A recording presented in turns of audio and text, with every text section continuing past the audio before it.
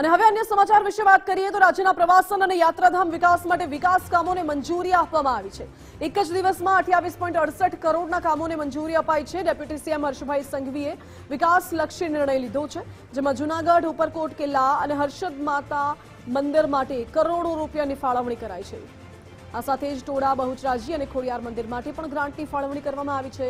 વધુ વિગતો સાથે સંવાદદાતા નિકુંજ જાની જોડાઈ ગયા છે।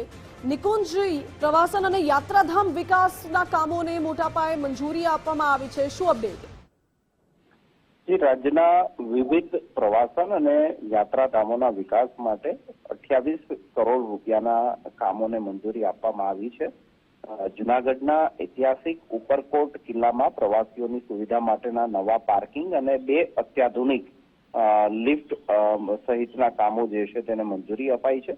પ્રસિદ્ધ હર્ષદ માતા મંદિરના વિકાસ કામો માટે પણ 20 કરોડ રૂપિયાના કામોને મંજૂરી આપવામાં આવી છે।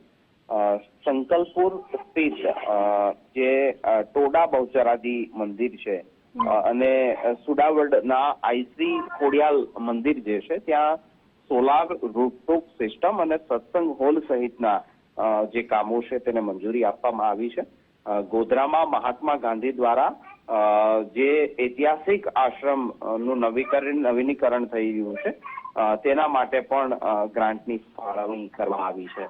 પરંપરાગત ડાંગ દરબારનું ભવ્ય આયોજન થઈ શકે તે માટે પણ 1.25 કરોડ રૂપિયાની નાણાકીય જોગવાઈ જે છે તે કરવામાં આવશે। તો વિવિધ વિકાસ કામો પ્રવાસન સ્થળો પર અને યાત્રાધામોના કામોની મંજૂરી નાયબ મુખ્યમંત્રી હર્ષ સંઘવી દ્વારા આપવામાં આવી છે, કારણ કે યાત્રાધામ અને પ્રવાસન વિભાગ પણ તેમનો ડિપાર્ટમેન્ટ પૈકીનો ડિપાર્ટમેન્ટ છે અને આજે તેમને આ કામોની મંજૂરીને મહોર મારી છે।